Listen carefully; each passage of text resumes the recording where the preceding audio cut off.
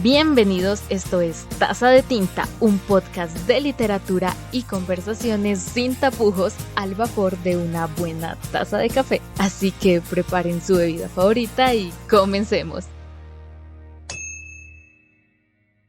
Hola, ¿cómo están? Bienvenidos a todos a Taza de Tinta. Les habla Mafe y aquí estoy como siempre con Diana. Pero hoy tenemos un invitado muy especial que es Manuel. Hola, soy Manuel, soy estudiante de literatura y escritor y pues estoy muy emocionado de estar aquí. Ay, nosotras también estamos muy emocionadas de que estés aquí. Por ahí vi que tienes una cuenta de Instagram llena de reseñas. Cuéntanos un poco de eso. Por supuesto, digamos que lo que yo hago es como un registro de lo que voy leyendo, como para que no quede solo en mi cabeza o en mi muro de Goodreads. Entonces pues lo posteo ahí, aunque pues lo considero más que un Bookstagram aesthetic, un espacio en el que doy mis opiniones del libro. Creo que es como lo que más destaca. En general pues lo que yo leo ahí es como romántica, por ejemplo tipo lo que es Bridgerton, pero más que nada todo lo que comprende estos géneros oscuros, espeluznantes. Trato de enfocarme en el terror colombiano. O bueno, cositas de este género que no son como tan conocidas. Ok, qué chévere. Esperamos que vayan y busquen la cuenta de Manuel, así que si quieres recuérdanos tu arroba. Sí, claro, mi arroba es arroba libros barra baja de barra baja Manderley con Y al final. Y como se habrán dado cuenta, Manuel es un experto en el tema del terror, lo cual viene perfecto para el capítulo de hoy, por lo cual él va a estar dirigiendo la conversación, que a propósito no lo hemos mencionado, pero vamos a hablar del Club del Suicidio de Usamaru Furuya, un manga. Pero pasemos de una vez al contexto.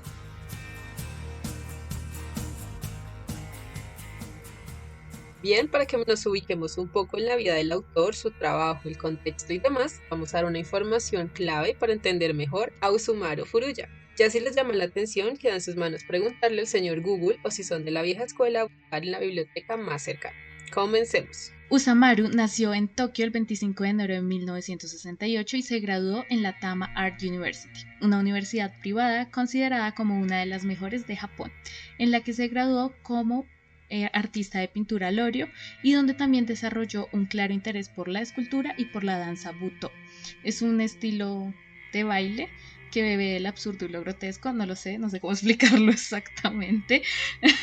Busquen videos en YouTube. Es re loco, o sea, si pueden, búsquenlo en Google. Es una cosa, o sea, solo viendo las imágenes uno queda como, ¿qué es esto?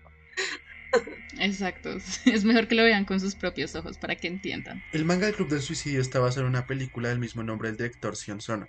La película se estrenó en 2002 y el manga salió en 2008, pero pues ya veremos, el manga bebe como esta historia de drama y gore para acercarse más que nada al thriller psicológico.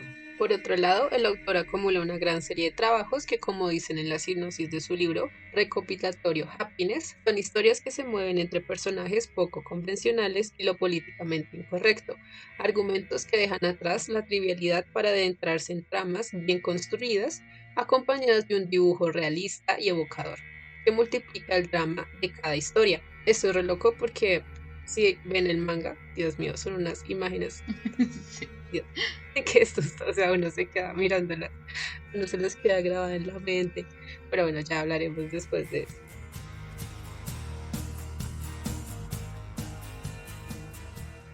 Antes de discutir este manga les vamos a contar la historia, pero como ya saben, siempre les recomendamos ir a leer el manga directamente de la fuente. Si son de habla hispana, fue publicado por Milky Way Ediciones, y en este caso prepárense para sufrir con el horror. 54 colegialas se suicidan saltando a las vías del tren. Sin embargo, solo una sobrevive, Saya Koda.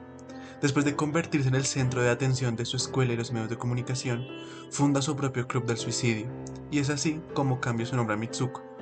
¿Ya conoces a Mitsuko?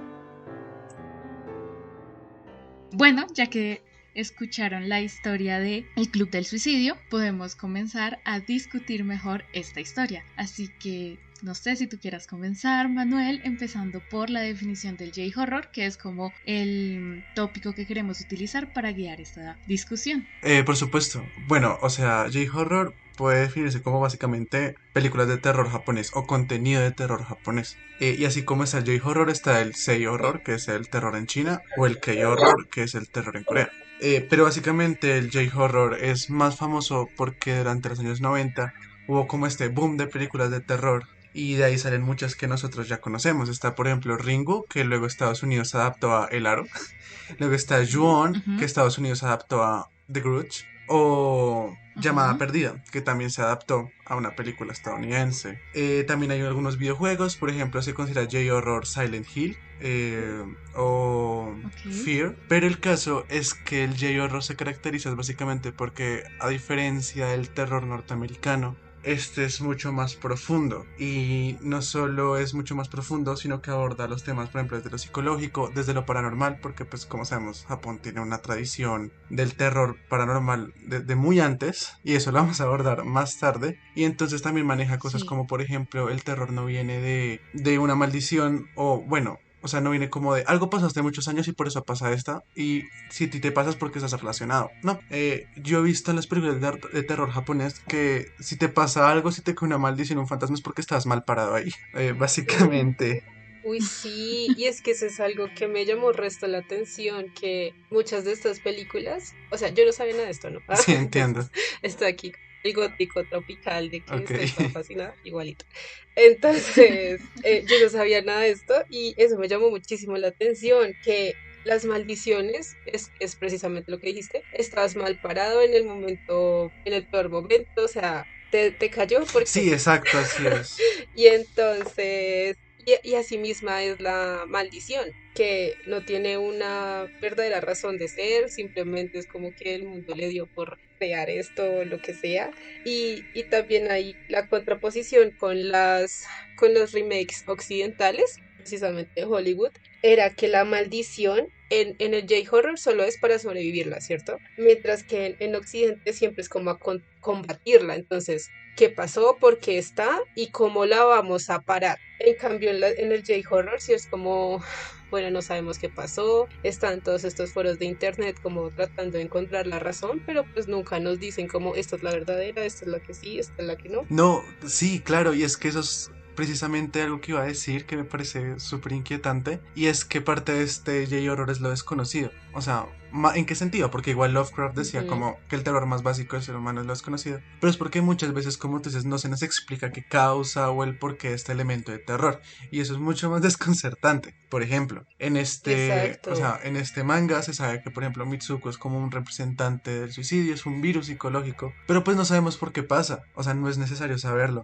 Y eso es lo que da miedo, ¿no? Que el ser algo tan Ujú. abstracto, tú no sabes hasta dónde puede llegar a atacarte. Pienso mucho en una novela que leí Exacto. hace poco, que no es japonesa, pero de hecho sí bebe mucho de esto, que es Las doncellas de óxido, que hace precisamente eso, o sea, no te explica nada. Y igualmente me parece que algo que se tiene mucho en Occidente es que es la necesidad de que te expliquen las cosas y pues no me parece que sea necesario siempre. A veces uno debe quedar como con el mal sabor de boca de que uno no sabe qué pasó ni por qué pasó y así. No, y que hay cosas que no se pueden explicar, o sea, es como ahí el pajazo mental de que obviamente yo sé por qué fue, pero no es verdad, nada te asegura que así fue. Y otra cosa que me pareció muy chévere, o sea, yo vi como un mini ensayo en YouTube que se llama A Brief Overview on Ok. J-Horror. Lo malo es que está en inglés. Sí, ese género solo lo usan con ese idioma. Ajá, pero me gustó porque el video es de un chino, o sea, es de una persona de Ok. China.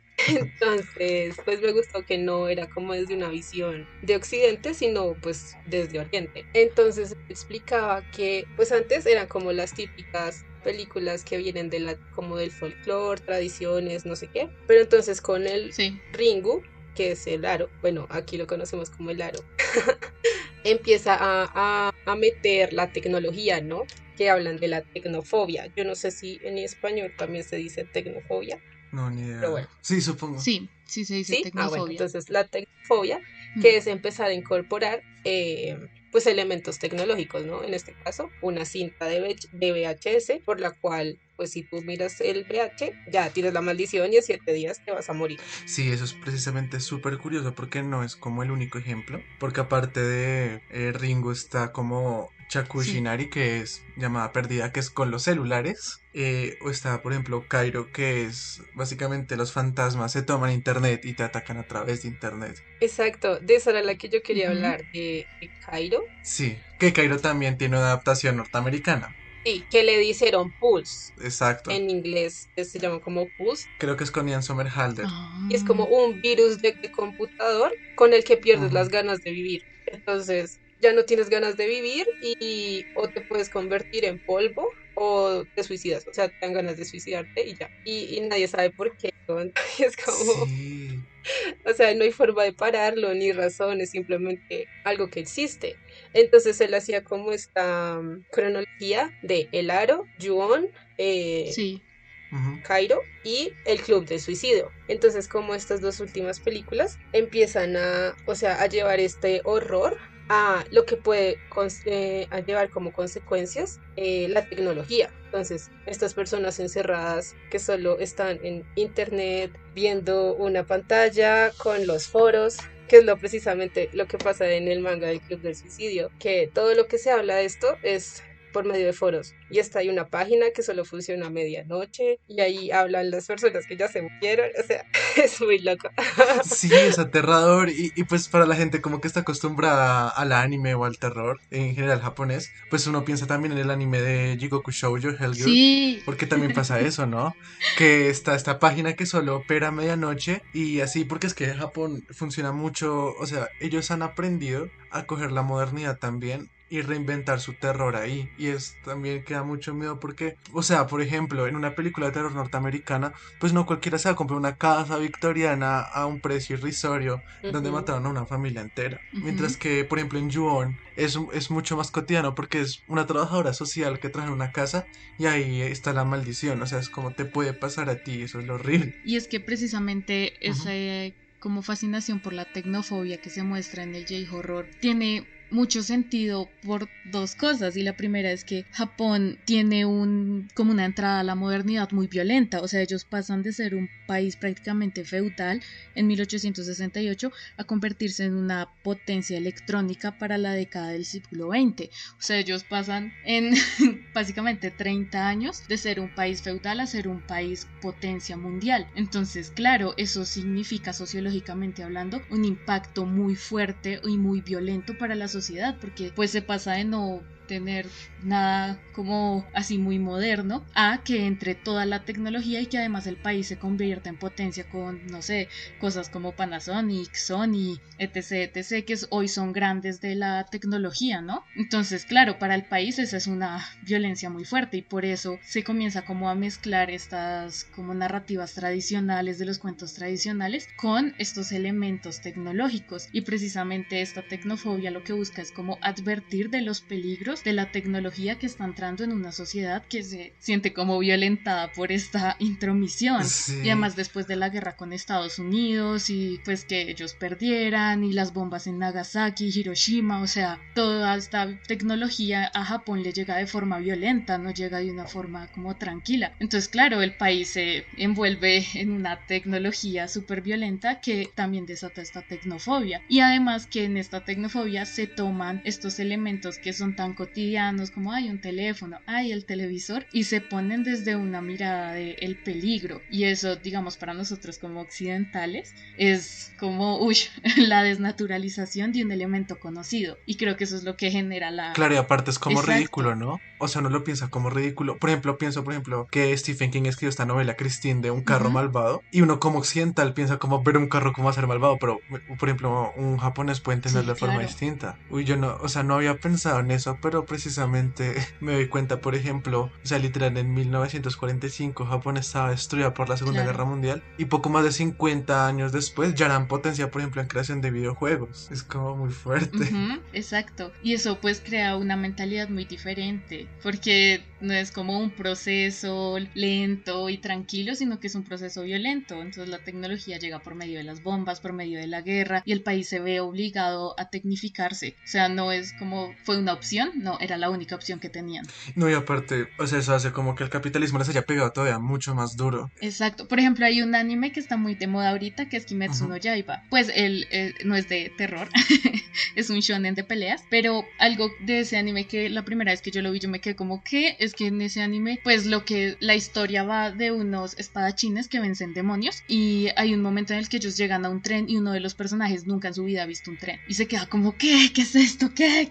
Y cuando investigué más sobre el anime tiene mucho sentido porque el mundo real, eso era una cotidianidad. O sea, las personas en su vida habían visto un tren y de repente hay una máquina gigante, una máquina que en otros países tomó todo un proceso llegar a poder construir una locomotora. A ellos les llegó la Claro, locomotora. y no solo eso, sino que ellos durante un tiempo habían, o sea, de aposta se habían aislado y llegó un señor estadounidense y les dijo, si Claro, ustedes no abren sus fronteras hay guerra, o sea, literal, de cualquier forma, exacto. ellos la tecnología les llegó de forma muy violenta.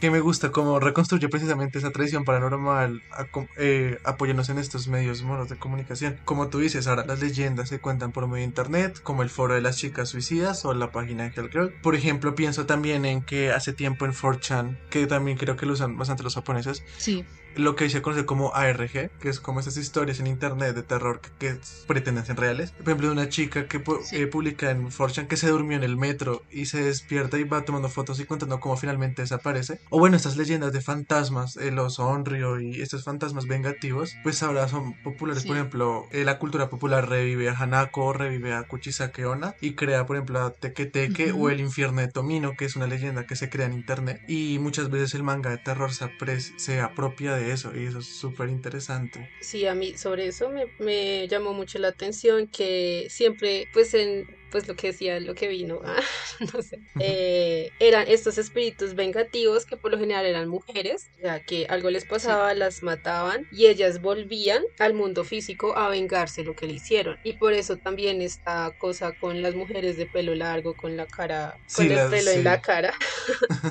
y como es la del aro. Sadako, sí.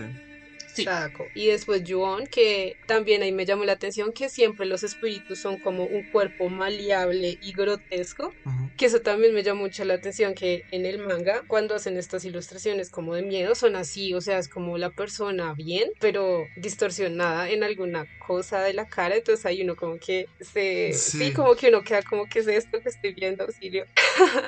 Siguiente página. sí. Entonces, me parece muy genial que no tienen que recurrir como a estas cosas tan, no sé, vamos a matarla con un cuchillo, o sí, que es lo que uno como que Ujú. está acostumbrado aquí, sino que son cosas de verdad muy cotidianas, o sea, como que de verdad uno queda como, esto me puede pasar y no quiero.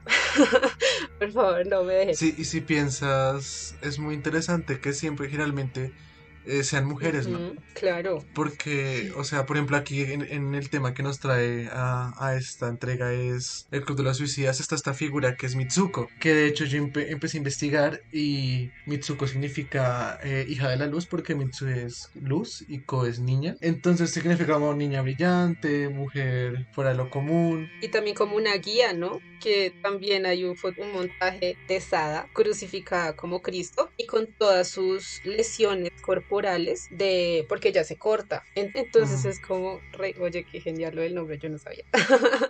No se me ha ocurrido buscarlo. Sí, y es curioso porque, por ejemplo, hay otros ejemplos en el manga donde este nombre representa no eso, sino como el concepto de femme fatal. Por ejemplo, en la novela Battle Royale, Sí.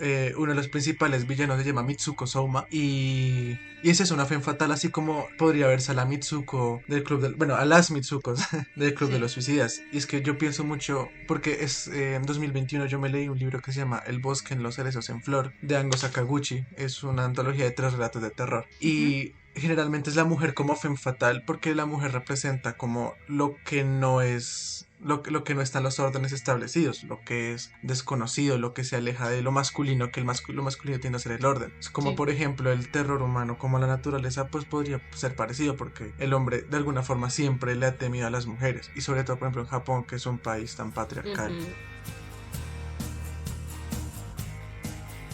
Algo que a mí también me llamó mucho la atención como en términos estéticos del manga, y es algo que siento que se ve en la comparación del J-horror con el terror occidental o norteamericano, que es que hay mucho minimalismo, es decir, en el terror norteamericano están estos screams, que son como estas escenas en donde el demonio Sí, salta a la cara de las personas, o mejor dicho, le salta a la cara al público, y siempre es de ver, o sea, tú tienes que ver el demonio, tienes que ver la bruja, tienes que ver el horror. En cambio, en el terror japonés es mucho más psicológico, hay más como una inclinación hacia lo sugerido, una inclinación hacia las cosas como más ocultas, porque termina siendo más tenebroso lo que no ves que lo que sí logras ver. La imaginación siempre será más poderosa, y siento que en el manga pasa un poco eso, porque al inicio nosotros no vemos el suicidio de las niñas en sí, o sea, nosotros vemos como que todas están paradas en el borde, pero no vemos como este choque y esta carnicería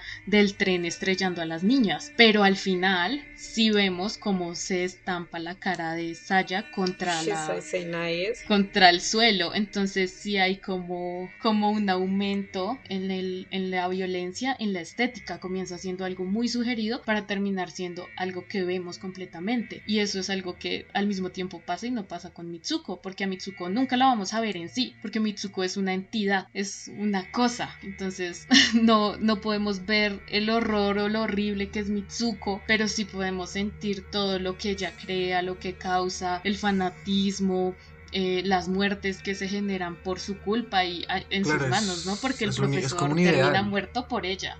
O sea, ella lo mata. O sea, las otras se suicidan por ella, pero ella hace que maten al profesor. O sea, esa es una de las partes que a mí me parece como más violenta, y es como ella termina orillando a todos a la muerte, incluso a los que no quieren, como la amiga Kyoko. Claro, y eso me pone a pensar en dos cosas. O sea, la primera es como, o sea, valdría la pena investigar como el por qué, porque en Japón como que un poquito un tropo que ellos tienen es como no el virus en sí, como la enfermedad, sino como la maldición, como de la cadena, como si no mandas esto a tantos conocidos, Verónica, a dormir contigo esta noche, básicamente, porque sí, o sea, con Ringo es así, porque si tú no haces que alguien vea una copia del video, básicamente la niña se te va a aparecer. Pero por ejemplo en Ju-On pasa lo mismo, porque, o sea, la maldición, con tal de que tú interactúes con una persona que está maldita, el fantasma de Kayako va a ir por ti. En Llamada Perdida también, por ejemplo, en los mangas de Junji Ito, de Tomie o Uzumaki, es de esa forma. Es como el concepto, por ejemplo, de Espiral o de la chica mala, van atacando a una serie de personas como si fuera un virus. Y lo otro que había pensado es como el ideal de Mitsuko hace que uno piense que Japón sigue muy regido de acuerdo a jerarquías y se forma como una secta. Siento que Japón es propenso a las conductas sectarias. Resto, y ahí también vuelve el miedo al internet, porque el internet hace aún más fácil que esto sea como que tú encuentres a el grupo de personas que piensan como tú o que quieren ver lo que tú, o sí, o sea, como, o sea, es muy... Digamos, ahí en el internet hay una amenaza o sea, el internet representa una amenaza de la realidad, en el sentido de que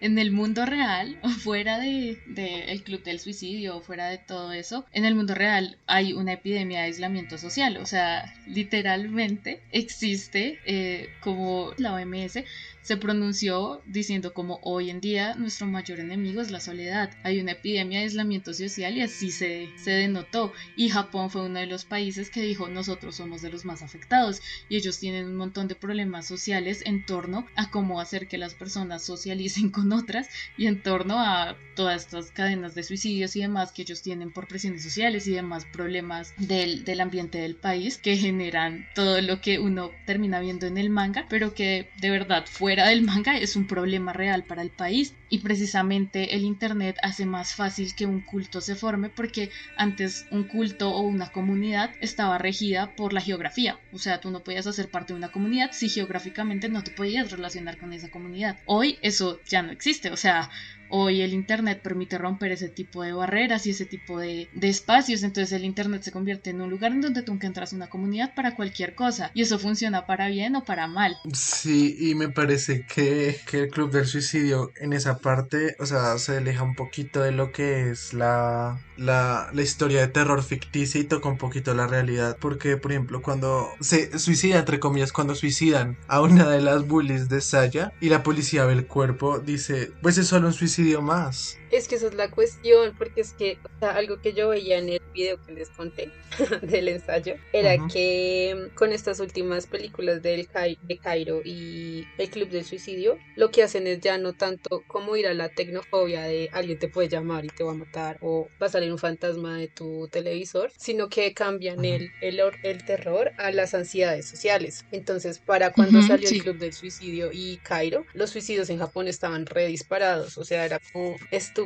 Y precisamente por esto de la epidemia de la soledad y como el internet facilitaba que la gente se quedara metida en sus casas y hasta ahora tienen toda Claro que se formarán más esa hikikomoris. palabra, o sea, tienen una palabra para la gente que se queda encerrada en la casa, o sea, así de común es. Entonces, claro, ellos, estos directores lo que hacen es cambiarlo a, "Ay, hay un problema que toda esta tecnología nueva está desencadenando y una es el suicidio y también las autoridades parecieran, ay, pues lo que acabas de decir es un suicidio más, ¿qué hacemos? Y también el manga pues habla de la prostitución, de cortarse a sí mismo, de la autolesión, También de la individualidad, ¿no? Porque, por ejemplo, pienso que la amiga de Saya está tan metida en esto que ella cuando se da cuenta que algo anda mal, ya es muy tarde.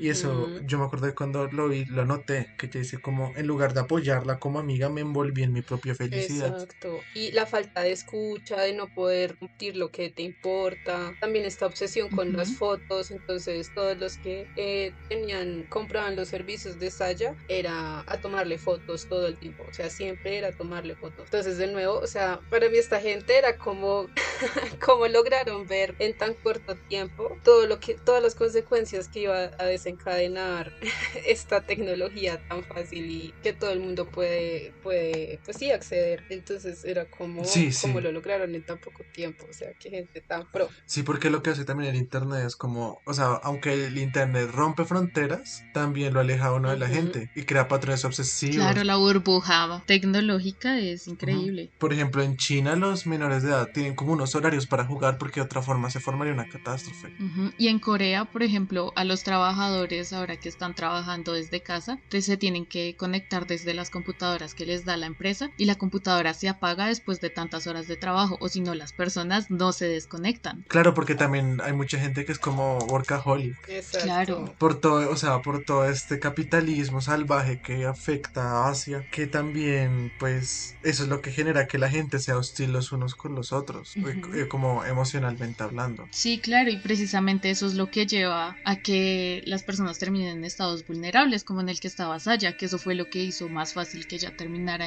pues en el culto de Mitsuko. Y precisamente hay un mini documental de Netflix que habla sobre los cultos o las sectas, y en ese documental hablan como de elementos que llevan al adoctrinamiento, y en el manga se ven prácticamente todos esos elementos, que es como, bueno, que ella está en una situación difícil, nadie la escucha, nadie le presta atención, en su caso también hay problemas, y ella encuentra un abrigo en ese culto, y luego precisamente la persuaden para que ella entre, luego crean una nueva realidad en torno al culto, en torno a Mitsuko, en torno a unas nuevas reglas que tiene como todo el sentido respetarlas. Mitsuko es el centro de todo, Mitsuko es el centro para todas y no hay más, o sea, Mitsuko es como la reina, mejor dicho, y es la que da las normas y todo, y precisamente en una parte del manga hay un personaje que piensa como, ay, ser Mitsuko es muy rentable, entonces quiere hacer parte del culto para después ser ella quien sobreviva y ser ella Mitsuko, pero porque ella lo ve como una oportunidad de enriquecerse. Pero eso es como una de las partes más perturbadoras de esta historia, y es que quien es Mitsuko no está intentando crear un culto para sacar un provecho, sino genuinamente cree en eso y se convierte de verdad en esa figura que está como en lo alto, que por ejemplo en el documental hablaban de que hay como ciertas cosas que pueden hacer que una persona deje el culto, y una de esas es que el líder no sea infalible o que el líder sea hipócrita, y en este caso eso sería imposible porque Mitsuko es una figura mágica, es una entidad, o sea, la persona que es Mitsuko deja de ser ella misma para ser Mitsuko, entonces Mitsuko siempre tiene la razón, Mitsuko siempre sabe todo, Mitsuko no es hipócrita porque Mitsuko es una entidad, las entidades no, pues no,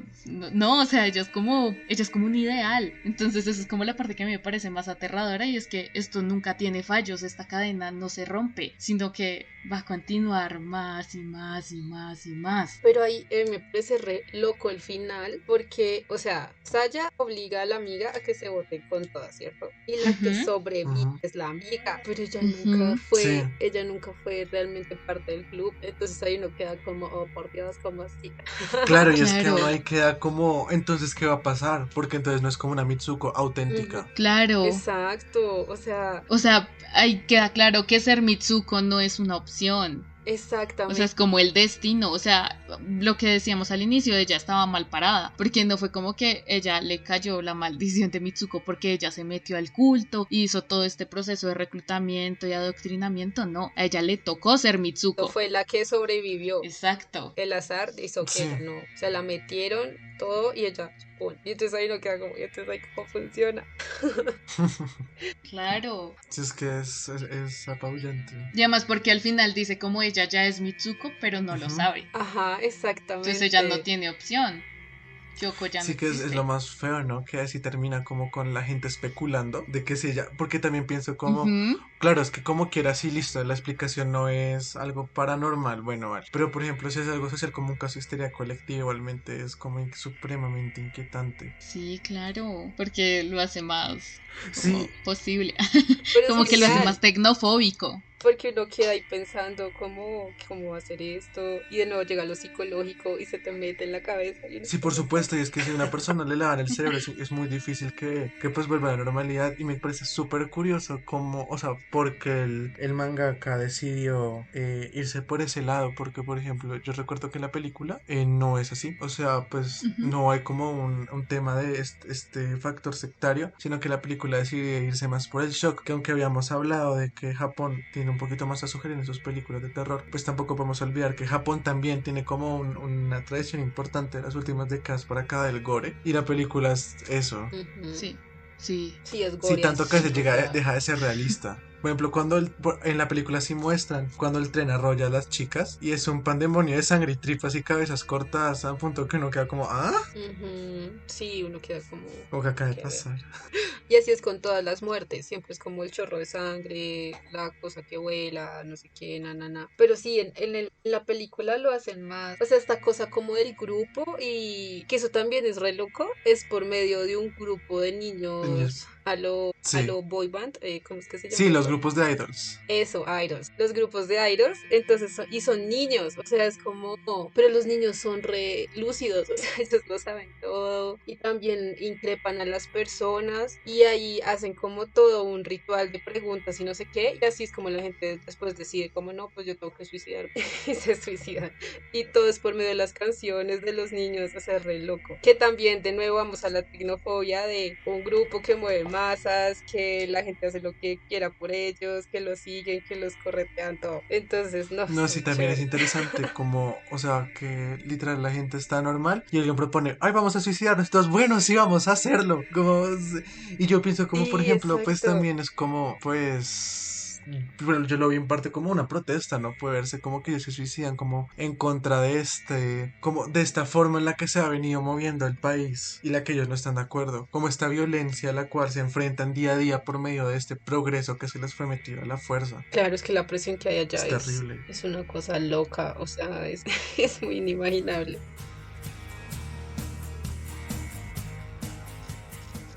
Y para finalizar, me gustaría concluir preguntándoles, en comparación con la película, qué fue lo que más les llamó la atención del manga o qué fue como eso que los dejó impactados del manga. Uy, yo creo que lo que más me llamó la atención fue la vuelta de tuerca que le da el mangaka. O sea, porque, o sea, literal coges una película como Splatterpunk, no Ultra sé, gore. Ultra Gore y le da y lo vuelve como una película, o sea, un manga de terror psicológico. Y pues a mí me gusta el gore, Ujú. me gusta, por ejemplo, las películas de Guinea Pig japonesas, pero siento que la película de Club del Suicidio sí como que se pasa un poco. Entonces el manga es como lo que me hubiera gustado que hubiera sido la película. Y tú, Diana, para ti, ¿qué fue lo que más te impactó del manga? Bueno, a mí me impactó esto que les decía de, pues esto, el terror psicológico, o sea, de verdad es terror psicológico de nuevo, de esto me puede pasar a mí, o sea, como lo que hablábamos en el almohadón de Sí. plumas, así, como con tu almohada, que hay bichos, ah.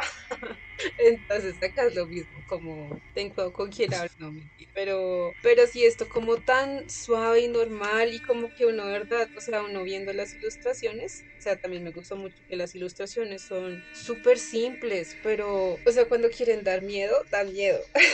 Y son como una niña en el tren y ya, y uno queda como, ay, auxilio, yo quiero que esto se me aparezca nunca. O cuando ¿cómo es que se llama la Kyoko. amiga de Saya? Kyoko. Kyoko, cuando Kyoko está también en el tren y empieza a ver a la anterior Mitsuko así como llena de sangre, o sea, no, o sea, una verdad queda con la imagen grabada en la cabeza y no es porque la cosa sea fea y grotesca y horrible como es que te tiene que dar miedo porque es feo, no.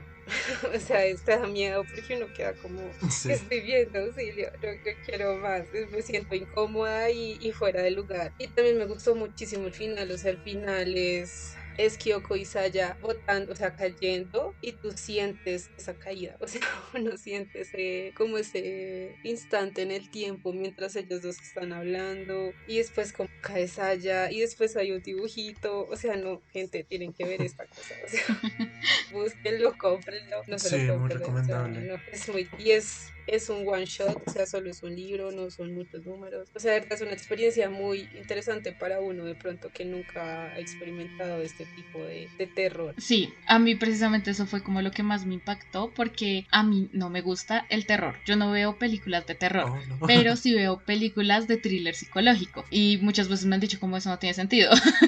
Pero para mí tiene todo el sentido del mundo porque a mí lo que me molesta son estos screams y estas cosas feas que te saltan a la cara, pero me gusta mucho ver cómo se desarrolla la psicología de un personaje y de pronto cómo estos personajes se van volviendo locos de a poquito o cómo terminan cayendo en una espiral de horrores sin quererlo. Y locura, sí. Exacto, y aquí digamos pasa un poco eso, entonces me gustó mucho como ver ese desarrollo psicológico de Saya, que lo vemos a través de Kyoko, porque Kyoko como que hasta ahora está cayendo en cuenta de todo lo que vivió Saya hace ya un tiempo, ¿sí? Si Saya no hubiera sobrevivido, Kyoko no se hubiera involucrado con todo eso y no podríamos ver la historia de la forma en la que la vemos. Y ese desarrollo psicológico fue lo que más me gustó porque creo que es un uso narrativo muy interesante. Y también me llamó mucho la atención o me gustó mucho como la tecnofobia adaptada a esta narrativa del culto, porque normalmente cuando uno le hablan de culto uno piensa, no sé, en la familia Manson o cosas así, que son como Sí, todas precisamente iba a estas decir eso. comunidades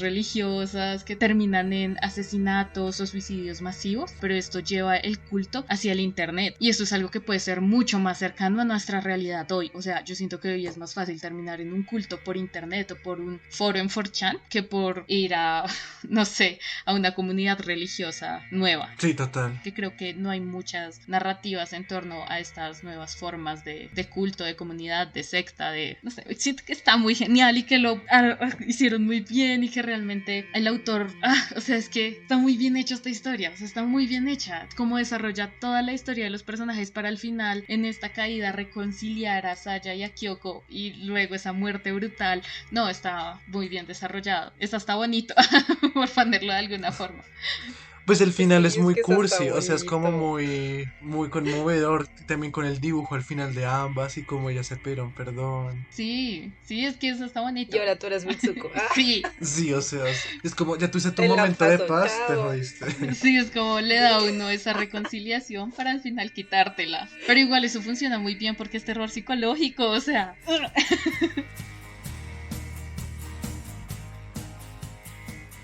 Eso fue todo por el capítulo de hoy. Esperamos que lo hayan disfrutado y que estén listos para el capítulo de la próxima semana. Recuerden que hoy tuvimos a nuestro súper invitado Manuel. Pueden seguirme en Instagram como @libros_de_manderly. Como siempre, recuerden que pueden encontrarnos como @taza de tinta _ piso podcast en Instagram y Facebook y como @taza de tinta en TikTok y YouTube. Este es un espacio pensado para compartir y abrir la conversación, así que compártanlo y recuerden preguntarse, ¿tengo una relación conmigo mismo? Recuerden que esto fue Taza de Tinta. El libro de la discusión fue El Club del Suicidio de Usamaru Furuya. Escucharon a sus podcasters favoritas, Mafe Escobar y Diana Ardila, en compañía mía, de Manuel, y el guión fue realizado por los mismos. La edición fue realizada por Mafe Escobar y la musicalización fue posible gracias a Jason Show. Sin nada más que agregar, adiós.